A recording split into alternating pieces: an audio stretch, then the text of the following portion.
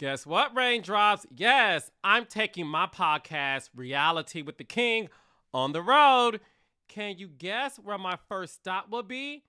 Yup, it's Huntsville, Alabama on Sunday, January 21st, 2024, where I will be joined by Love and Marriage Huntsville star Melody Cherie. Make sure to buy your tickets at huntsville.standuplive.com. That's huntsville.standuplive.com. See you soon. Hey Raindrops, before we get into this episode, I want to invite you to join my community, my YouTube community, honey, of subscribers. So please make sure to subscribe to this channel. I love when y'all comment on my posts and my videos about all of my stars hopping on Reality with the King to share their lives. I cannot thank y'all enough, so make sure to like and subscribe to this channel. I have never seen you appear so hurt. I mean, when Simone gave you the blow, I literally, even the episode before that, I think I said this to you, I was like, I couldn't sleep that night because it felt mean girlish. And that's never been y'all show. Y'all show never been about like, we're gonna ice one out.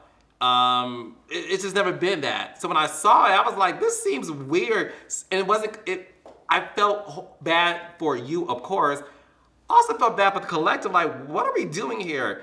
And then when I saw Simone deliver the blow to you, like, we don't want you here. We want you to go home.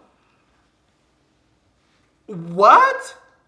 I was shaking. Yeah. And I saw you look sad. Then we saw you cry when you got back to your hotel room.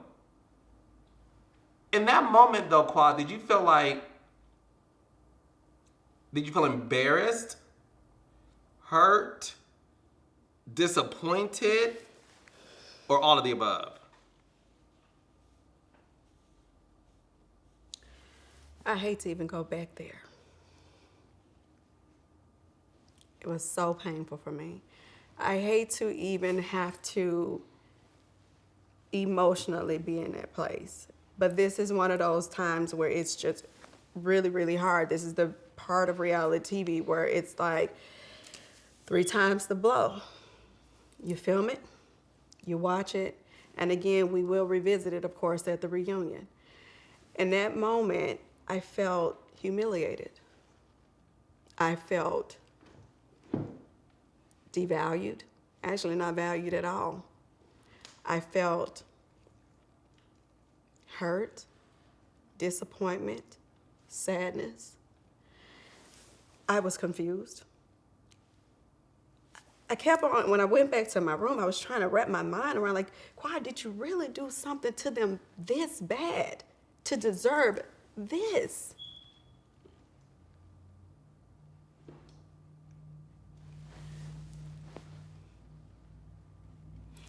Did you really do something to deserve this, Quad? And I thought back and I replayed things. I went through all the years. And I felt like it wasn't about an even exchange. The decision had been made way before I even went to Napa. The decision was made way before I got on the plane. This is what you guys are gonna do, or this is what we're gonna do in Napa, and that's it. And it was devastating because I truly did not feel that I had earned that I deserved it. I didn't. And I felt like it was just a pile up. Let's all get together and let's do this to her. Mm. There was not even one voice of reason at the table. Not even one. Not even someone saying, hold on, wait a minute, let Quad respond. Hold on, wait a minute. Can you hear what she's saying, Quad? And allow me to respond. And then allow me to say, this is how I feel.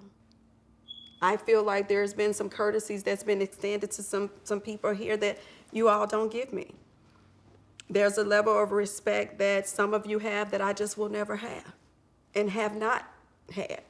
Because if anything could be said or done to me on this show, it has been said and done. Now, we all get it. And I don't want people to feel like, oh, here she is playing a victim and all of that. You know, what's funny about that word is when it's strong people are not extended the compassion and the empathy at all. And then when we speak up and have to tell our side of the story, it's like, oh, now they're playing a victim. I'm not a victim. I'm just here to tell my story. I'm just trying to help you to understand. And can we meet somewhere in the middle where I can take the responsibility of what I've done to you? But please, take the responsibility of what you've done to me. And that's all that I was actually trying to say at the resurrection. I didn't even want to get into the things that have been said about me. Hell, I think maybe Toya did an interview or something with you and was like, oh, Quad is ugly and Quad is this and Quad is that without her hair and without her makeup and, you know, just carrying and carrying and carrying it on. I'm like, what is all of that? What is that for? What is that about? You know, do you hate me? That's fine. And I can leave you where you are if that's where you want to. If you want to stew there, then you hold on to that anger. Toya, I'm not here to hold on to that anger. And I was not there in Napa. I didn't come with malice. I didn't come with cruel intent. I didn't come being mad or negative. I came with good heart posture, humble and supportive. And it was completely looked past and stepped on. So going back to the actual moment, the girl said, we're not feeling a connection with you anymore, right? And that was sad to see. But then to add insult to injury, It's difficult. Yeah, no, I know, and I appreciate you being candid about your feelings because, you know, it was hard to watch. So I could imagine being the person on the receiving end of this phone call that took place where they called you back down to the room, and I want to get your feelings about that because obviously you were there. The dinner scene was a lot, but then to get called down again, Yeah. it's like in the middle of the night, and it felt like, well, bitch, you survived that one. We want to get you. We want to get you some out, you know. And they pretty much emphatically said, you need to leave. Like, we want you gone. If you didn't get that at the dinner, bitch, we're telling you before you lay down, honey, and you wrap these inches up in a bonnet and catch the first flight out, that Phaedra will be not on. So when you got that phone call and you were there and you heard them say you should leave, what was that like for you? Like,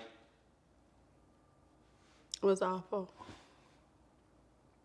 I would have never thought that I would have been treated that way. I know, you know, like, we have our challenges. We have, you know, some issues that we need to address. But I never would have thought that it would have resulted into that. It felt like to me that it was almost like, we've been waiting to get your ass. It felt like they've been waiting just waiting for the moment. And it was very hurtful. I was really just trying to think like, Naquad, really go back. Go back, girl, and think, have you done anything this bad to be treated this way? Because honestly, in our reality, we all talk about each other. It's just women, it's part of it. But have you done something this terrible that is unrefutable that you will be told, we don't want you. We do not want you.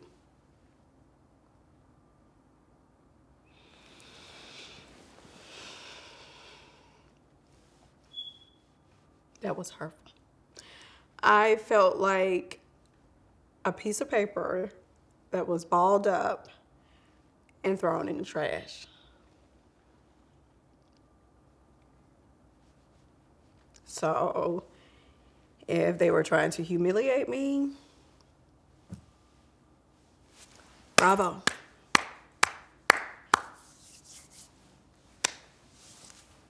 You done it. I felt like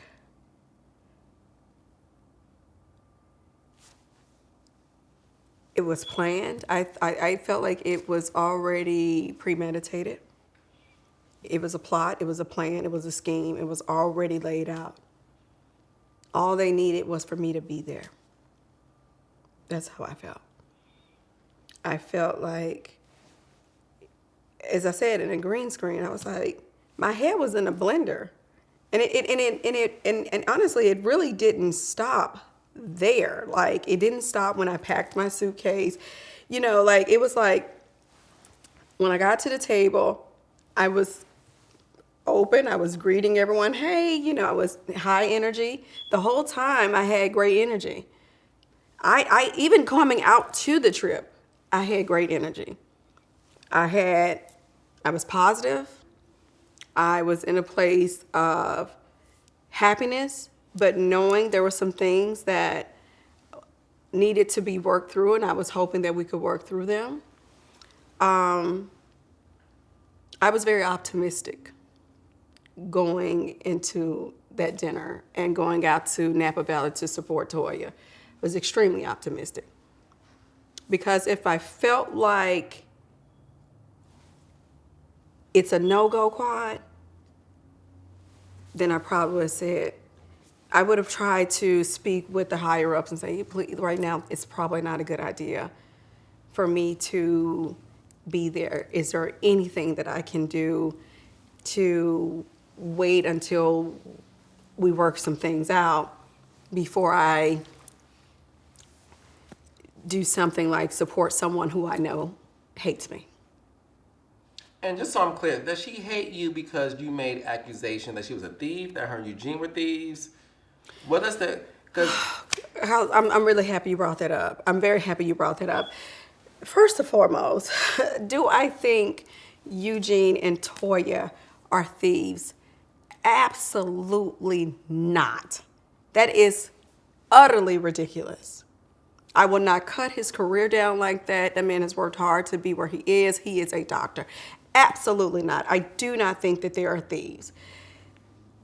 This is how that played out.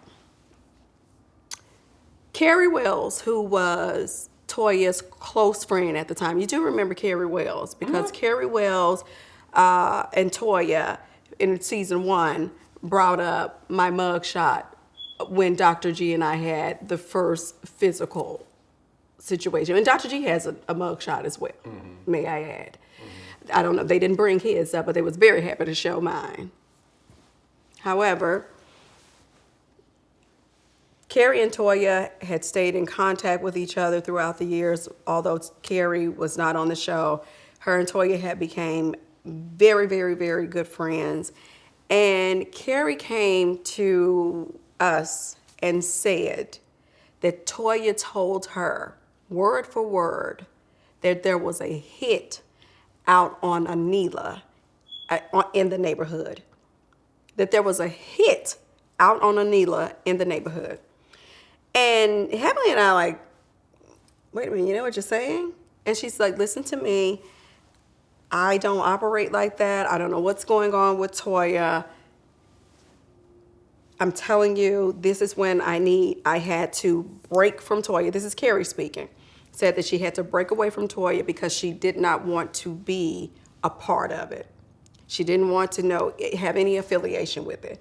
But she made mention to us that Toya told her that there was a hit out on Anila in a neighborhood. There was a whole situation here. 2 days later, Anila's home was robbed. Now, here's the thing. Do I think for one moment that Toya and Eugene had anything to do with that? Absolutely not. I don't think it. I don't believe it. I could not even fathom it. I'm not thinking that, Toya is somewhere Jimmy and locks and Eugene is scaling walls.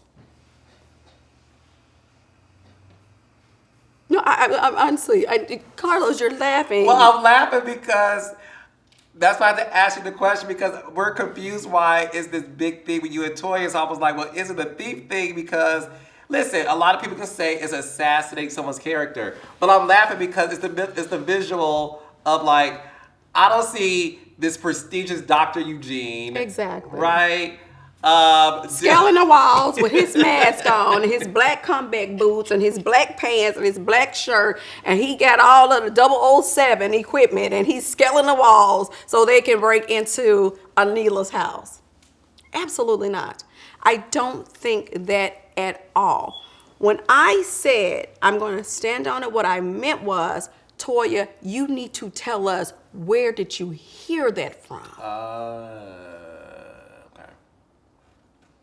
Give us more. Give this girl something where her investigators can go on. Because right now they're saying, your good friend Carrie Wells is saying she heard it from you. Toya, where did you hear it from? That's what I meant. I don't think Toya is going to break in anyone's house. I don't think Toya is going to steal anything from anyone. I don't think Eugene is going to steal or take anything from anyone. Eugene may do some other things in reference to, like, DMing Anila and saying, watch heavily and quad, this and that. But Eugene is not scaling walls. Sorry. He is not scaling walls. No, he has a scalpel trying to fix people's body organs, child. Y'all better leave Eugene alone. Ain't no thief. Eugene is an ER doctor. Yes, Lord. Who works extremely hard. Yes. Right? Mm-hmm. To be a very good example for his sons. Yes. He is not scaling walls and breaking into people's homes. Well, I'm glad we cleared that up, because the whole thing with you and Toya was weird, because there seemed to be this urgency removing you from the trip. And one of the things that I was thinking about was, were you punished because you missed 5 weeks of work on the front end? So was it like, well, bitch, you missed 5 weeks of work on the front end, so bitch, you about to miss 5 weeks of work on the back end?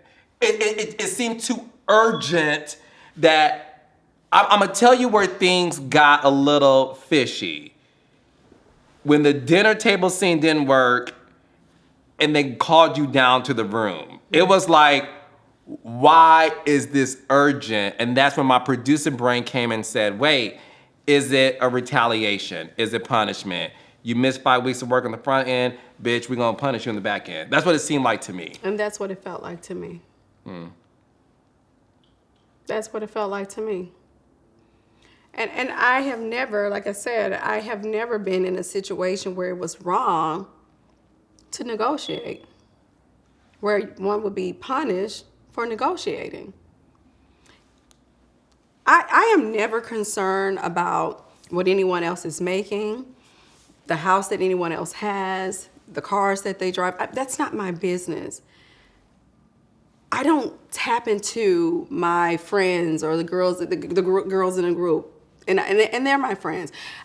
People could say, how could you still call them friends? You know, it's tough. It's tough, but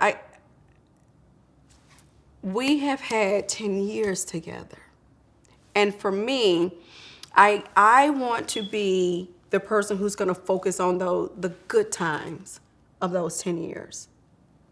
I'm not perfect myself. I'm really not. I'm really flawed. Call me Quad the flawed, not the fraud, but the flawed. The flawed, not Flawed, the fraud. exactly. Okay. Do you, a lot of people think you don't hold or have any accountability when it comes to things. Can you say, like, there's things you could have done differently? Of course. Okay. I said that, Carlos, even at the table, it just fell on deaf ears. Of course, every single day I'm striving to be a better version of who I was yesterday and the day before and the day before that. I am not perfect. I am not perfect. I have made some mistakes in this group, and I'm here to hold myself accountable. You're not perfect. You could have done it better, Quad. And I want everyone to know that. You know, there have been times where maybe I should have said some things differently, right? Maybe my delivery wasn't right for that moment. And so in this time, what I've learned is to truly take a moment and put yourself in someone else's shoes. And I would hope that they would put themselves in my shoes. Because I can tell you, what I've gone through, maybe a lot of them couldn't, the average person probably wouldn't be able to sit here with you right now and have this type of conversation without honestly wanting to hurt themselves. Because that's how I felt, and I'm not that type of person, you know. But I felt like at the table when that wasn't enough, I felt like the girls felt like, oh, that wasn't enough. Oh, she survived that. We were waiting for some form of an erratic reaction. We wanted more of an argument or what. Because if they wanted me, I felt like if they really wanted me to hear my apology, then it would have been an open dialogue. It was never an open dialogue. It was them talking at me. And if I did not say yes to what they wanted me to say yes to, then anything else that I was saying did not matter, did not have any validity at all. And that was deflating to me. What hurt more? Was it you feeling like you were ambushed, or when it was revealed that allegedly there were conversations that the cast were privy to your contract negotiations, and allegedly you said things like, me and Jackie should not make the same amount of money, things like that, that they were privy to some of your contract negotiations? First of all, I don't negotiate my contract. Let's start there. So for them to say I said whatever about Jackie, that's not a true statement. I am not concerned with what someone else makes. From where I'm from, what you eat don't make me, you know? So that's a little bit disturbing. I feel like, I don't know if someone threw that out there to get her upset with me, to make her feel like I'm thinking I'm better than her. It was said for a reason. Jackie's energy at the table was completely different from who she's been. So I don't know why that was thrown out there, but I don't negotiate my own contract.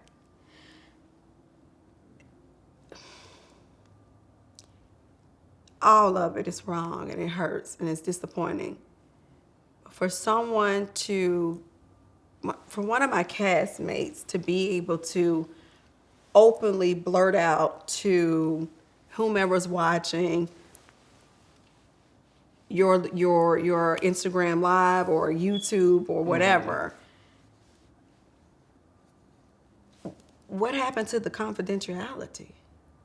Like, I don't know, maybe I'm wrong, but Carlos, you've been in this business for a number of years. You have been quite successful in this business.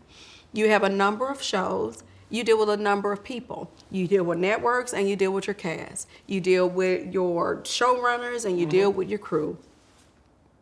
Do you openly discuss someone else's contract with other cast members? I really want, because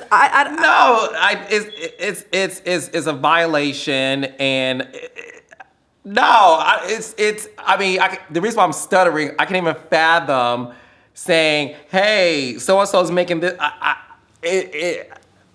don't have the words to express how crazy that sounds. I could never do anything like that. I don't care if it's a above the line, below the line, showrunners, PAs, cast members. And when it comes to the confidentiality of contracts, that's the only persons privy to cast contracts are networks and production companies. That's it.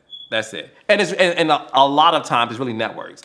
So well, Heavenly was able to, Heavenly and I have people. It's a weird dynamic, and we can talk about that or whatever. But Heavenly called me one day, and her and I was talking one day, and she was just able to run me some things that not all things were true, but some things were true. About your contract? Yeah. So some things that she said to you about your own contract, some of them were accurate. Some of them were. Some of them were. How you think she found out? But again, I don't run around and boast and talk what's happening in my contract.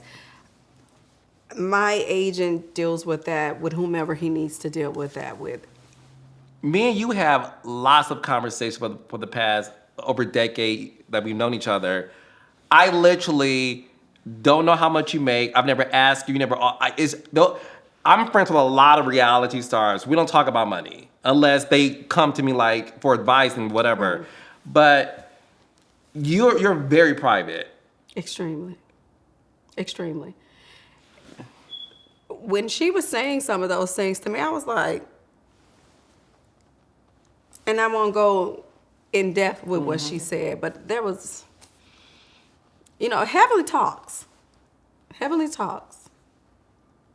And some of the things Heavenly says, it's the telling truth.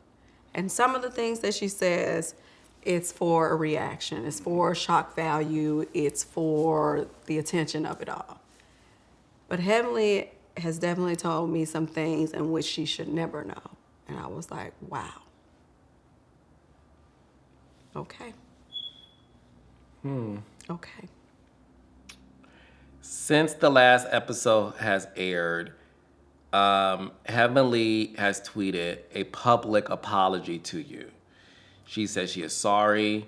She watched the episode in advance, and she added you and had a public declaration of apology towards you. How do you feel about the apology that she made to the public about you? Do you accept it?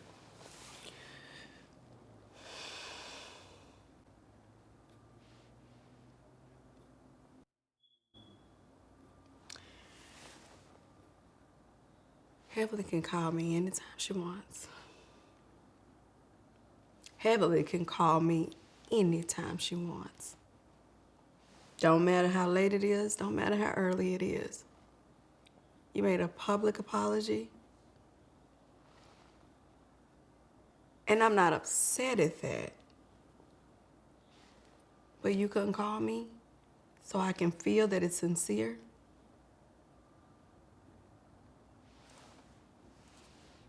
She texted me. She did text me. But my phone, honestly, I'm going to answer the phone for any one of them, even right now. I would answer the phone for any one of those people who called me, any one of them. But the public apology and the text message, I'm like, why you text me? You know better than that. You can call me. We can talk. We talk a lot. Let me hear your voice, please.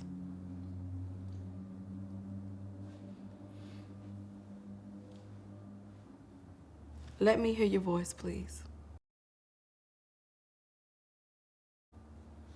Have you heard from any of the girls since the episode has been received by them? I have not. Where do things stand today with you and your castmates?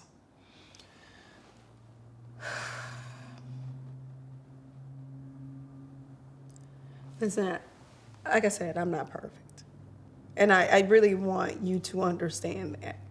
You know, I am really, a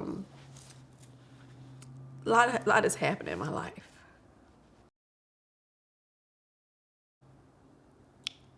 A lot. And for me, my heart is open. Life is very short, Carlos. We talk about it, and No, we it like is. to. It really is. We like to say things. We like we hear it so much. We sometimes can be tricked into thinking, oh, it's just a saying, or it sounds good for the moment. It is real. Mm-hmm. So for me to walk around and carry hatred or malice or anger, that's not going to do well for my spirit. And that's not going to do well for my mental, and it's not going to do well for my peace. So for me, while I am at a space and time right now, I'm hurting. It's no joke.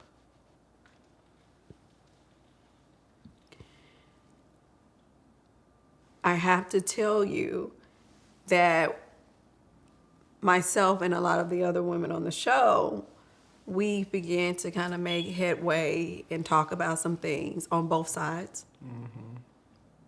Mm-hmm. Some have even given me words of encouragement. Some have even given me advice. And I appreciate them for that. I appreciate them for that. And I'm grateful that we are now, if I'm talking about a timeline, in a better space. But we're in a place on the show that just snatched all of the bandages off of me, and it's just snatched all the bandages, and now the wound is open. I dreaded watching the last 2 episodes. Dreadful. Dreadful to me. Didn't want to see them, didn't want to watch them, because I didn't want to be in a place emotionally where I am now. It's not a good feeling. Mm-hmm. It's sad. It is. It feels like I'm grieving. That's what it feels like. When all of that happened, like, I was so confused. Like, Carlos, I didn't eat. I was not getting very good sleep. I wasn't sleeping. I wasn't eating. I lost weight. Because I'm like, what did you do to deserve this? What did you do? And I was beating myself up about it. Like, what did you do, Quad, to deserve this type of treatment?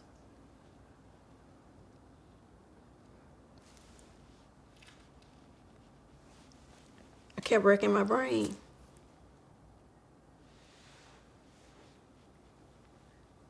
I am willing to apologize for anything that I've done to hurt anyone. Openly.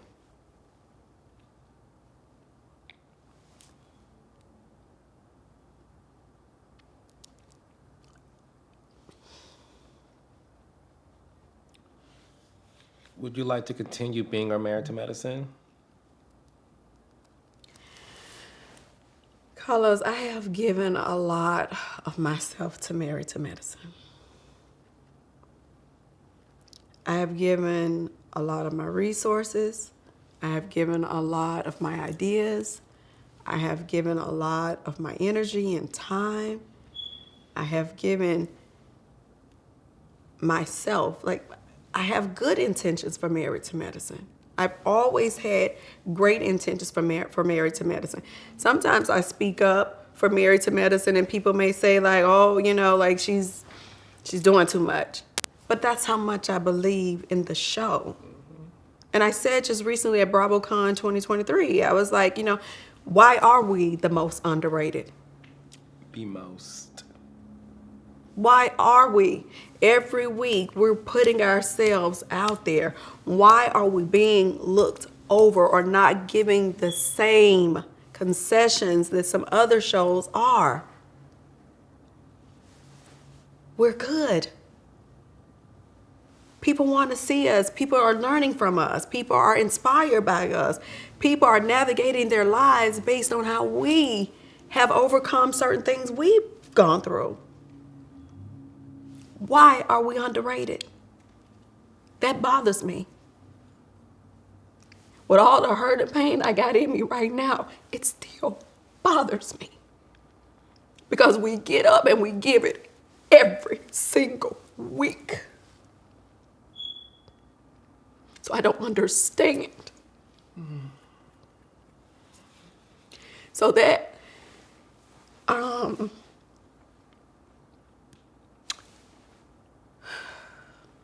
want to be so emotional. My God, I'm sorry.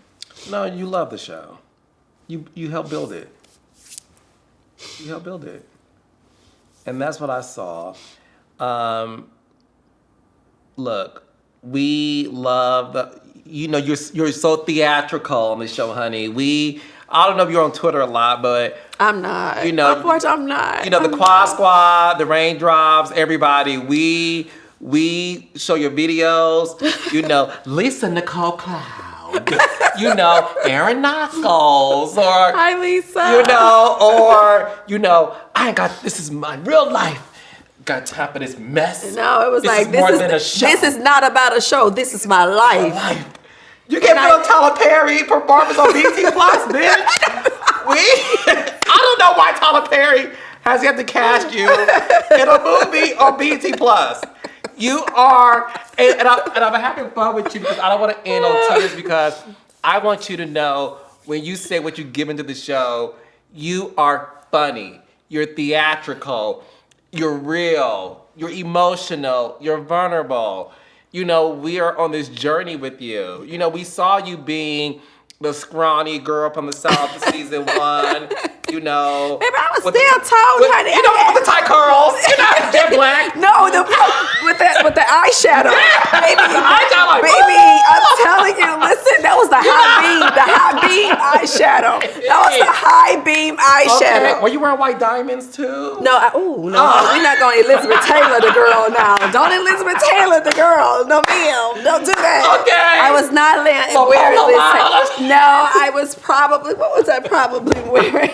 I was probably wearing Chanel Chance. Okay. But we saw the journey, we saw the growth. Yeah. And listen, as your personal friend, and as somebody who simply adores you, thank you. I want you to hear from me if you don't hear from anyone else. I am proud of you. I'm proud of you. Thank you. To be a young black girl from Memphis, Tennessee. Indeed. To rise above the standards of what people put on your life and to be on a show that isn't as celebrated as even I would like it to be. And what's funny about people, I was like, Carla, you talk about everybody else's shows. I am a fan of this genre. Yeah. I'm like you. I want everybody to win. Yeah. I It only helps us. It's crazy to me that people, and when people say, you love everybody, I don't have a hate in my heart for now. There's not one person I hate. I love people. But when I see someone like you, there's a certain number of people on reality who you can watch and say, no, that one gives their blood, sweat, and tears to that show. And I feel like with this cast, I want you guys to get past this. That's my hope. Yeah. You know, we all love drama, we all love shade. I think for the fans, it was kind of like, we don't like that though, guys. Like, we don't like that. My favorite moment from the show will always be what you brought up earlier, was when you guys rally around Cecil and Simone and said, "Don't get a divorce, bitch. Yeah. Don't do it." You were like, I love Cecil. That's my brother. Cecil's a sweetheart. And all y'all were like, y'all cried. I was like, no, don't do that. That's when I knew this show was different. Yeah. That no, we may cuss each other out, throw shade, read, but this is real life, y'all. We gotta stick by each other. I want them to stick by you. And I want you to also stick by them. And my hope for the legacy of this show is the fact that everybody can look at these past 2 episodes and say, the way we wanted her to hold herself accountable, maybe it's time we do that to ourselves. Maybe it's time we do that to the same mirror we held up for her to see herself. Perhaps we can now reverse it and look at ourselves and say, okay, that wasn't cool. That wasn't cool. So that's my hope for you. Yeah. And I'm proud of you. And everything happens for a reason. I hope you know that. And I'm gonna end being cheeky. Motherfuckers underestimated the Quad Squad, bitch. I mean, I love the Quad Squad. Baby. I love you all. I really do. The Quad Squad gets busy. They're very busy. Oh, they are. They're very busy. They are. Squad and but you deserve it. You deserve every single accolade that comes your way. I feel like it's a rebirth for you. And sometimes you have to go through this so that God can show you your worth and God can show other people your worth. You know what I'm saying? And I hope you receive that. Sometimes you have to go through it, not only for you, so that other people can see like, maybe we had it wrong the whole time. Yeah. Yeah, we mad. She may be 3 hours late to a scene. Oh my God. So stop. I know exactly where that's coming from. I know exactly. Can I address that? I'm gonna buy you. No, can I address that, please? You got that fabulous Rolex, It honey. works too. Okay. Can I address that, Is it please? ticking? Okay. No, it don't tick, baby. It just moves. Yes. It just. Hey, sister. So let's end. Do you play, bitch? No, let's talk about that. Please, let's talk about that. I'm so happy you brought that up. So, okay, the whole 3 hours late thing. First of all, I was not 3 hours late, but I was late as hell. I was not 3 hours late. Okay. I would say that. I think that was a time where it was me and Simone was at the restaurant in a beautiful Fendi dress, honey, get into her, okay? And what happened was I was coming from another scene and having to fight Atlanta traffic to go to the scene with Simone, and she was waiting an extensive period of time. And for that, Simone, I do apologize. I am so sorry. And I have really made it my business now to be on time. I have not only done that, like every time I pull up to the scene now, I have a text message with the higher ups at Bravo and with the higher ups at the production company. We're all on a group text. I just pulled up to the scene. I'm waiting to be mic'd. It's 30 minutes later, I still haven't been mic'd. It's an hour later now, I still haven't been mic'd. But I am here and I am fine. Everything's okay. Just wanted you all to know that. Because I want to break down all of this negativity surrounding Quad as if I don't care about people. I respect everyone who's brought what they've brought to this show, the camera crew, the girls on the show. We're all different, but every one of us brings something to the table. Everyone, I mean everyone, from the old to the new, you know what I mean? The production company is saying, you know, to take this show and truly believe in it and say, hey, we're going to cultivate it. I appreciate everyone for that. And I just want to say, job well done. And I want you all to hear that from me. Like, I want you all to really hear that from me, you know? And I don't know if I said this earlier, you could put it wherever, but with Toya and Eugene, I know I said I don't, you know, they're not scaling walls and all of that, but I apologize.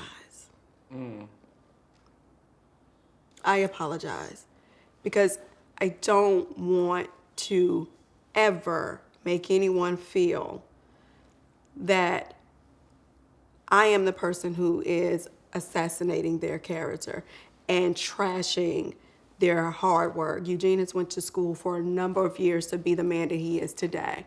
And they have little eyes that are looking up to them. So I was wrong for repeating it, yes. And for the way that it was stated, I didn't mean it that way. I just wanted to know, Toya, where did you get it from? So again, I apologize and I stand on that. I do. Good. Well, look, I appreciate you letting me in your home. You have a fabulous cookbook and some seasoning. Yes. So, bitch, we're going to end this interview. Yes. Qua's cookbook. Look at the bottom screen. Please. You see the website where you could buy it from and the seasoning. Yes. Cook it for your grandma, your mama, your aunties, your uncles for Christmas. Yes. The holidays is approaching. But we're about to go and cook some food, bitch. Let's eat. So I'm vegan. I know, but I may got eat you. your oyster. No, no, don't eat Oh, my don't eat oyster. your, okay. Baby, you don't want my oyster. That's different, okay?